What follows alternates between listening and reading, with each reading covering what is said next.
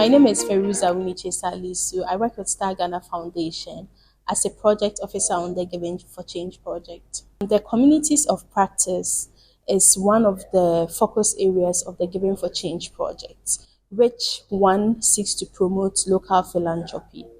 The communities of practice is made up of practitioners of philanthropy and other civil society organizations working in different thematic areas. It's made up of 35 organizations in total across the country. And for today's meeting, we had our quarterly reflection meeting. Every year, we do bring together all our partners on the Giving for Change project to provide a platform for them to learn and share experiences on local philanthropy and how to promote their work. For this particular session, we were looking at how to re-engage on the communities of practice and also provide an opportunity for resource persons or individuals to share their experiences around advocacy and influencing, as well as mobilizing for change.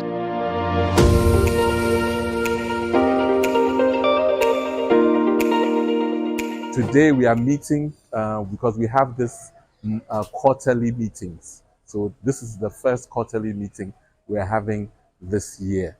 And when we meet, what we do is we firm up an action plan for the year. And this year's action plan, we are looking at working around the issues around tax incentives. Because within Ghana, even though non-profits can get tax reliefs, there's also challenges with accessing those reliefs, but there's also challenges with the tax regime in terms of incentivizing philanthropy. So this is something we are working on this year. We are also working on other issues, including mobilizing people around the philanthropy conversation. So we're going to have a Ghana Philanthropy Forum. We're also going to have a civil society forum. We are also going to engage on issues around the right to information to make it much easier for us to access information, because within the philanthropy landscape, you need information, you need data to do this kind of work. So this is why we are here today.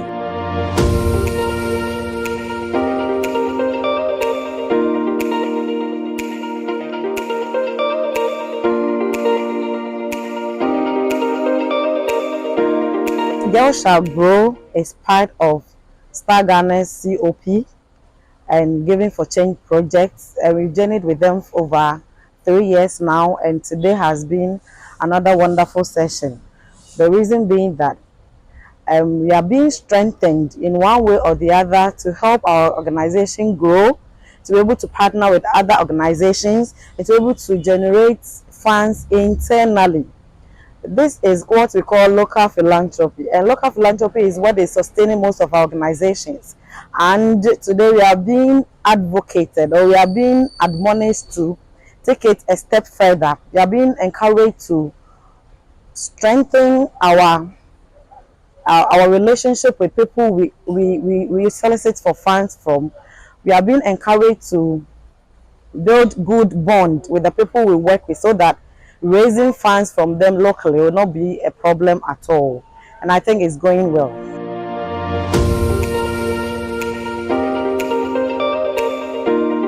We live in a system where people think that philanthropy is about the very rich people, but of course everybody can participate in philanthropy. And so it is important that we have everybody on board, because local philanthropy is more sustainable in terms of the development work that we do. If you are relying on external donors and they pull out, what happens? And your problems are not solved.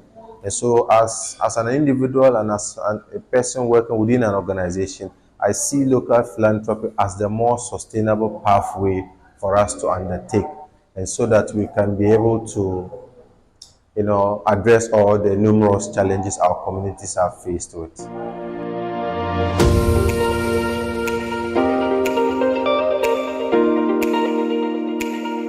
As we're promoting local philanthropy, we need people to volunteer their time. Because when we're discussing issue of coalition building or movement building, the facilitator was talking about the fact that they needed to sacrifice. They needed to invest their own resources. They needed to be consistent with their engagements. I think these are my key takeaways, that we need to be consistent with our engagement with the communities. We must, the issues must be adaptable. No, the issues keep changing. The issues that we are talking about keep changing at each point in time. And we must be flexible, adaptive, to be able to respond to some of these changes that come along our advocacy.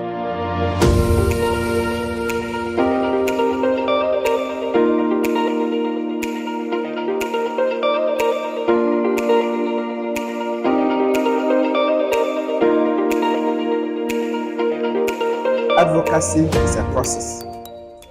And in the past, we always wondered if we have a periodic time frame structured program or project. We want to wait until the end of the project, then we'll go looking for impact. But I've just been told, or I just learned, that even in the process, as attitudes begins to change, as practices, culture begins to change in the chain of advocacy, we can track the impact, we can track the results, and use that to be able to scale up.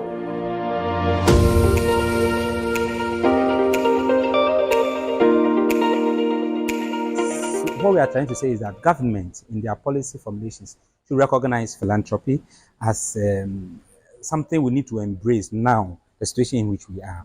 Everybody needs to accept this in our small ways. We should all try to volunteer our time. In our small way, we should all donate towards social causes. That's the only way we can get around this. We cannot depend on donors all the time, because they are finally coming with conditions sometimes are not favorable to us. When we look internally, we look at the strengths we have, the network we have, the resources we have, we can do a lot of things on our own. And that's one of the things that we are getting to realize in the fight trying to promote local philanthropy, that communities have a lot of resources, but the process of letting the community reflect on the resources that they have is in itself empowering, and we need to look at that more. And trust me, when we promote this as a national policy, we'll see a lot of interventions going on in communities.